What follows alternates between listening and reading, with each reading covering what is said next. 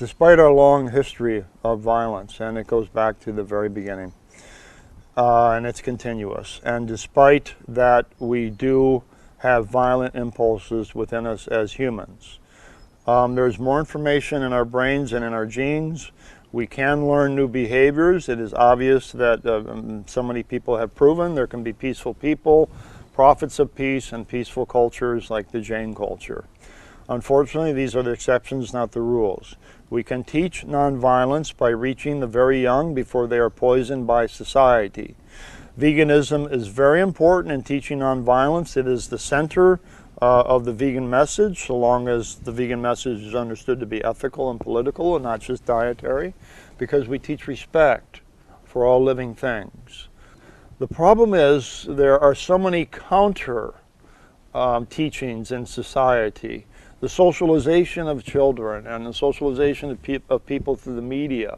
And when children learn that it's acceptable to abuse an animal, they never learn it's not acceptable to hurt a human being.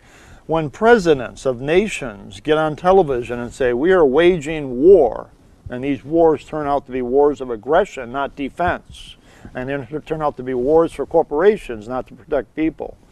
When the leaders of our world tell us that violence is legitimate and acceptable, these are very hard lessons to combat, and they seep into people's minds, and so we learn this violent behavior. So we have so much to combat. But again, it's through humane education programs reaching the young. It's through whatever education that we can put out there through the vegan message and other messages of non-hate, non-racism, non-homophobia, etc.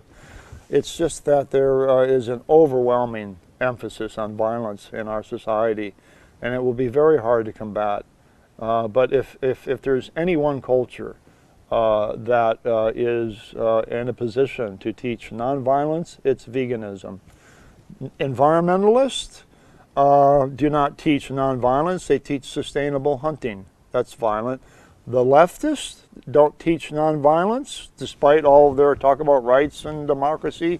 They teach welfarism, welfare farming, etc., humane killing. That's not nonviolent. The vegans are the only group preaching a universal message of nonviolence. That makes us unique, that makes us important. But let's realize just how strong, dominant, and ubiquitous the messages of violence are.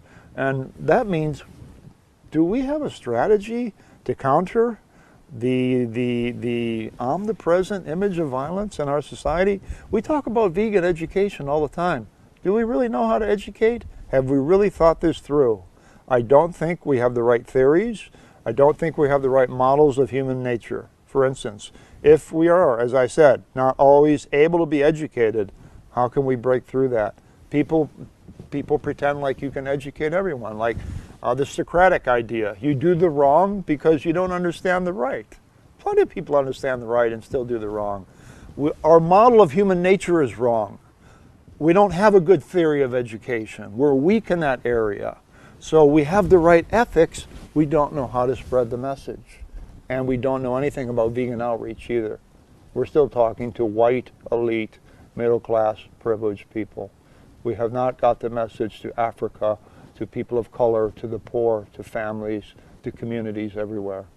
We have a long way to go, and it saddens me because we are so important to the future of this planet. And we're so weak in our philosophical foundations and so weak in our tactics. We have got to rethink this whole movement and our whole philosophies and our tactics from the bottom up. We have to rethink everything because it's not working and it's not adequate and we're running out of time.